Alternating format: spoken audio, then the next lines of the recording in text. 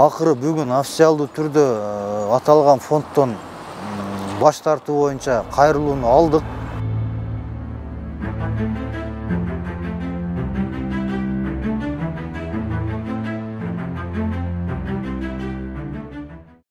Бул парктын жалпы аянты 6,2 га болуп эсептелет. 2008 жылы ошо Жусупбакиев атындагы фондко 49 жылдык мөөнөт менен көрктөндүрүүгө берилген. Эми бул келишимдин шарттарын толук аткарбагандыгына байланыштуу бул 2022 жылдан тартып буга эскертүүлөр берилип, парктын акыбалын өзгөртүү боюнча эскертүүлөр бир канча жолу берилген. Эми бул соц тармакка чыкканча деле өзү мэрия менен биргеликте кайтарып алуу иш-аракеттери жүрүп жаткан. Тилекке каршы бир топ процесстерди басып өтүшкө туура келди бул паркты кайтарып алыш үчүн.